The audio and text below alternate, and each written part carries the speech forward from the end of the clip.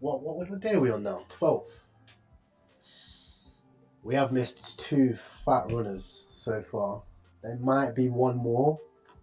Maybe there's one early February.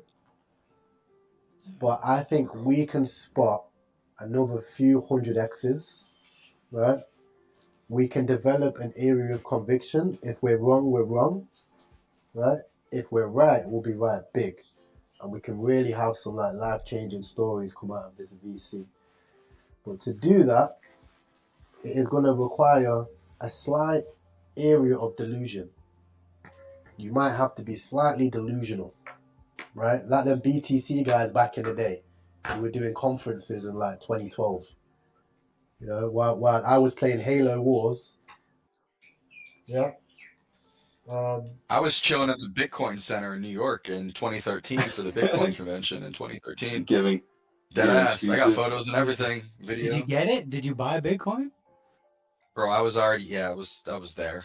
I was deep, but yeah, continue to You hold it? You hold it? a little bit, some. Nice. Oh, you haven't heard the story. Epic, tell them the story, man. Oh yeah. Well, yeah, back in 2013 when Bitcoin was really going, I had a company, Digital Mining Investments, and we were running miners. We were running like thousands of miners. Our name on BTC Guild back in the day, which was like a statistical reporting website for Bitcoin mining, it was called BTC Guild. Our tag was Shake and Bake, and we were right under China's Bitcoin mining power, running just out of a data center in Florida. We were pretty big with it, but long story short, we took it the distance. We got digital mining investments. We were selling mining contracts. It was very, very uncharted territory. It was kind of illegal at the same time. We got our MSB and money services business license and all of our shit in order, got all of our insurances in order. So then we went to conferences. We went to our first one in New York. It was 2013, and we were at the Bitcoin Center with the previous owner. I forget his name. It'll come to me here in a little bit, but yeah, we were there fucking being degenerate. We were pretty much just selling mining contracts. We were right next to a company that was selling Cassius coins, Bitcoin gold Cassius coins. They were legit gold, but on the back they had a QR code that you'd scratch off, and they had Bitcoins attached to them. And they were selling them for like $2,000 with a full Bitcoin on them when Bitcoin was only $1,000. They were only making double their money on these gold coins worth money on top of the coin attached to them. I forget the name of the company, but it'll come to me here. But yeah, we were right next to them. We sold mining contracts, went okay, and eventually we were just outpaced by the bigger guys, bigger companies and shit. And yeah, that was 2013 days. That's when I was really delusional. That was the whole reason I went on that rant. I was very delusional back in the day to think Bitcoin would go to 100K when it was at like $1,200. But everyone thought I was crazy as fuck. I was in forums telling people and preaching to people and literally fighting off Bitcoin Talk holders, because on Bitcoin Talk, that was pretty much the forum that you had to fend all the trolls off of. Like, if you were trying to launch a legit project on Bitcoin Talk, you had every single researcher and doxer and every scientific reporter looking into your personal life and your project and everything and trying to call you a scam. So you had to be like really on your shit, and your shit had to be official, and you just always had the negative light on you. But you had to be delusional to think that Bitcoin was go to 100,000 and be just chilling around here with coins like XRP. Like, it was like 20 cents. The XRP delusioners, like the XRP fanboys, they're fucking rich as shit now. They're the richest out of any of the top 10 cryptocurrencies on CoinMarketCap back in the day. XRP was the most hated. Like, I shit you not, was the most hated coin for the longest time.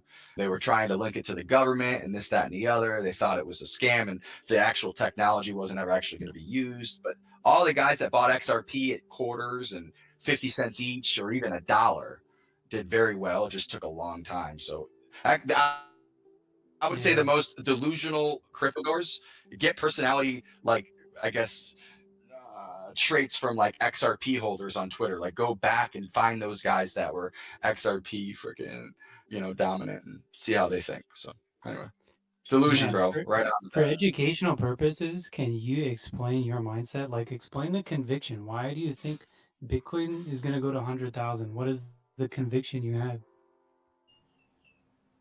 just being in it every day and never leaving and never giving up on it, and always being someone that sticks up for Bitcoin because what it fundamentally stands for and the problems that it solves in the world. There's so many problems that Bitcoin solves in the world. And cryptocurrency just helps legitimize and helps all the accounting. I'm a real big numbers guy, and I like my numbers to be right. And if they're not right, I'm freaking out. Like, I don't want to do business with nobody if the numbers ain't right. So I cryptocurrency think just he was takes looking out for all you the to bullshit. more what it actually does for the world. I think he was looking for an inspirational rant.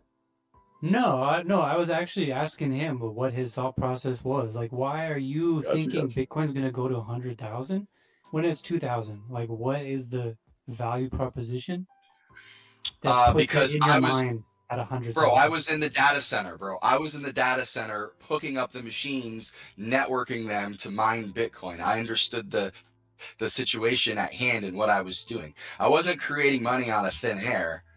I was creating money and getting awarded for a process that legitimized long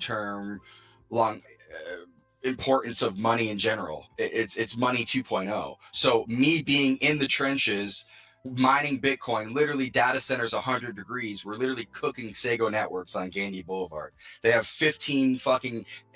When the data center tells me that they've never had this heat problem or power problem, and they have 400 batteries in a back room connected to a generator outside taller than the fucking data center, and they're telling me that they're having power problems and heat problems, and we're the only client in 10 years that they said they can't house, and we literally we have the biggest space in the data center, and we're cooking these commercial AC units. That's when I knew Bitcoin was real, and it's going to be very valuable because of the conventional things that was breaking. Like, data centers couldn't even house the shitty low-key ASIC chips from KNC Miner and the shitty crappy models back in the day. So I knew that Bitcoin machines were going to improve and the ASIC chips were going to be taken seriously. And so I started following China and Shenzhen and talking to people that actually was traveling over there to go do these warehouse tours where they were making these miners. So we were that deep, seeing that money follows money. Like, David Pate, I'll put it out there, I'll dox it. David Pate was willing to spend like $400 million on miners. And that was his budget when he started the company for mining contracts. So I knew of him from the get-go, because David Pate was one of the biggest whales on BTCE ever. Like, he was the biggest swinger. Like, you thought I moved Litecoin, he moved Litecoin. He moved Litecoin before I even knew about it, right? So this guy connected with another buddy of mine, and my buddy knew that I was like mining out of my house with every 20 amp plug at 19.8 amps. The electric company, the police, my landlord all came knocking on the door thinking I was growing weed. So when those things were happening and I'm just laughing my fucking ass off, that's why I kept buying, bro. Because people kept trying to like stop me and I kept getting bottlenecked. And I knew that, like, because I was having these problems, that Bitcoin was valuable and it was worth my AC in my house really not pumping much, and it was worth, the electric bill of maybe like $600-700 a month, because like I was mining Bitcoin and Bitcoin price kept going up. So I'm putting all this time into it and supporting me. That's why I kept investing and kept preaching to people that Bitcoin would go the distance. And now, back on all the forums that people trolled me and like I was only trying to help people, now look back at those forums and like I don't even go back to them, but I can show you them. Like, thousands of people just doubting you. And that many people doubting me on what I was doing made me believe that Bitcoin was the real deal and was going to go the distance, because people doubted it then. And I knew that they were going to FOMO in once Bitcoin went to, let's say, 20K. Once it went to 20K, it dipped back down and it went to like 4K. When it went to 4K and it was riding, and I'm in the troll boxes on TradingView telling everyone to buy the $4,000 dip, like for years, literally just having to fight my opinion in text boxes. When it bounced from 4,000 and went back up over 20 and went to 67, that's when I blew in a shitload of money, and shouldn't have blown all I did. But the fact that I was able to buy a Lambo and buy all the fucking dream cars I always wanted and dreamt of as a kid, from believing in a 5-year buildup from, you know, being in early on 2014 to like 2019 when I actually could, you know, cash in on my fruits, you know, it was cool. So now I took a break. I did 5 years of the hobby shop and sold the hobby shop and the track off, and now I'm back in because I know the getting is good for another 10 months, give or take. So there's my story. Love you a long time. I'll give you guys the floor.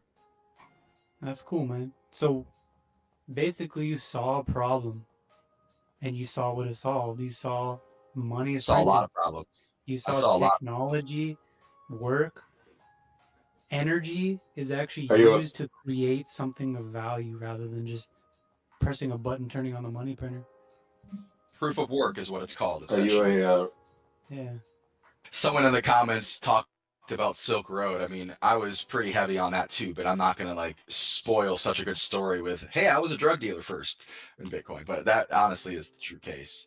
It was Silk Road, and yeah, fucking free Ross. Hopefully Trump gets Ross out. Yeah, so back in like 2018, I fucking bought a GTR with Bitcoin. So I went to the GTR live forum. This is because people think I'm capping on YouTube, and I've been dealing with trolls calling me cappers since 2013. So don't fucking warm me up and fire me up because you'll lose every time. I will make you look funny. I'll put so much proof in front of your face, you'll be like, oh fuck, I was wrong. But I don't want to be like that because I don't really care. I mean, past is the past.